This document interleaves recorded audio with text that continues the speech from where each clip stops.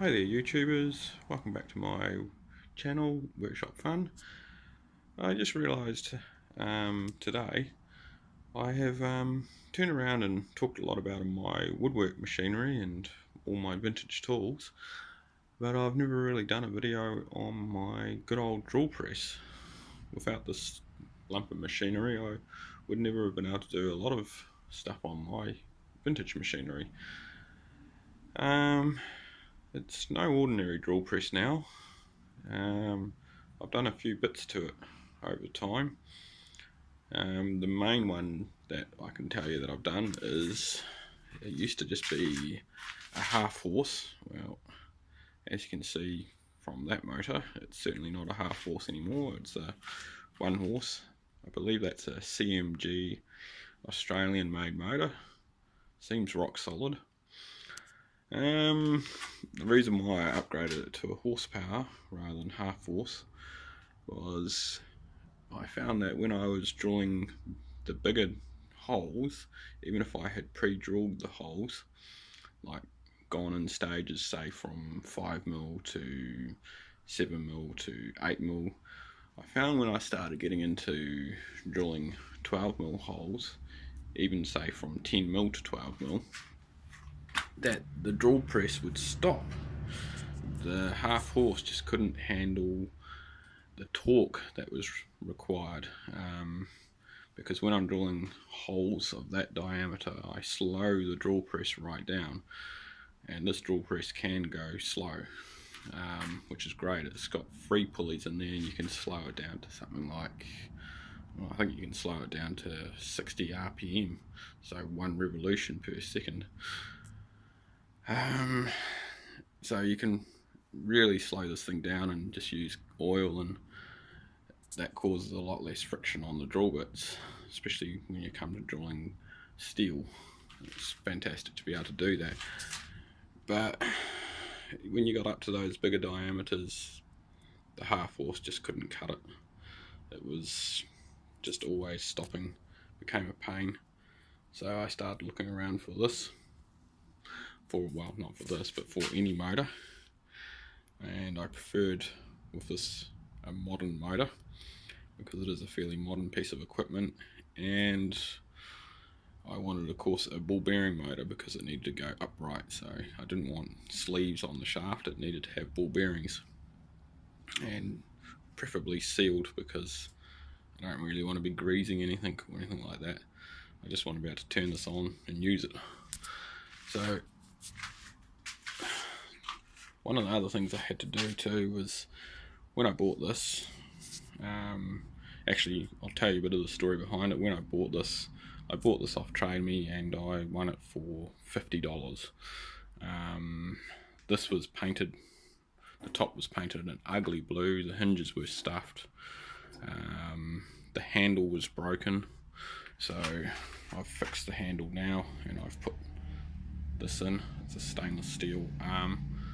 This was actually flopping around all over the show. It was terrible. And I made this arm, the one that I put in, slightly bigger because when you're turning it over you get to that stage often it's nice just to rest your arm on this and have a bit of extra leverage. Not that I'm putting too much pressure on anyway. You shouldn't really need to pressure a drill press, you just turn around and ease it into the hole. The other thing I did was I fixed up this lid. One moment, I'll just focus it. I fixed up this lid. This steel was torn around this area, so believe it or not, this is some lumps of wood that have been put on here and bogged and glued and screwed. You can't see the screws because it's been bogged over, and I think it came out pretty good. It doesn't sit perfectly straight, but who really cares? It does its job and it looks pretty good. Then I sanded the whole lid down and repainted all this black. When I put the one horse in, the half horse had a 16mm shaft on this pulley, but the horsepower motor was 19mm shaft. So I took it around to my local engineers and just asked them to bore it out because there was plenty of beef on this pulley. It's a cast iron pulley too, all of them are, which is good quality. So I was surprised at that because this is an Asian, this is made in Japan, this drill press, so it's actually really good quality for a Japanese tool. Some things from Japan are actually really good, and this is one of them. Yeah, so that was one thing I had to do. Got it back from the engineers, put the pulley straight on. They kindly fitted a grub screw somewhere in here. I'm trying to see where it is. No, I don't think you can see it, but there is a grub screw there that it screws into the keyway, so it can't move at all. It's been great ever since. What else did I have to do? The other thing I had to do was, when I fitted the motor, the original bracket was pretty good. It was pretty beefy, but just for a bit of extra strength, I made these sort of alloy washer type things up that run vertically up this bracket that holds the motor, and it just gives it a bit of extra strength, so that motor's never shifted 1 millimeter. And just beneath here I just use normal washers. What else? Oh, I just bought this very cheap drill press vise for now. I would like to get a cross slide or compound table or cross slide vise. I might just get a cross slide vise, it's easier. Compound table, you got to put things onto it. Really all I'm using this for is things that I'm clamping in a vise, so I think a cross slide vise would be ideal. But yeah, when I wired the new motor in,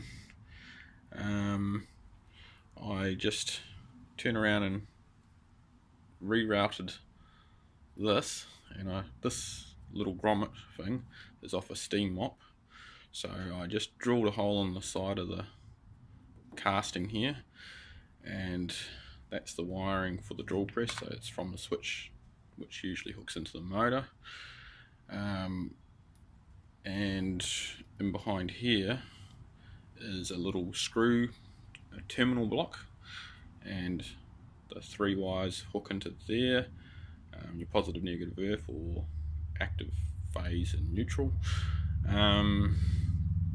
They all screw into that block in behind there, and then the motor's wiring screws into that, and that's why I got that zip tie there too, just to hold the motor's wiring firmly in place. And since then, that's been great.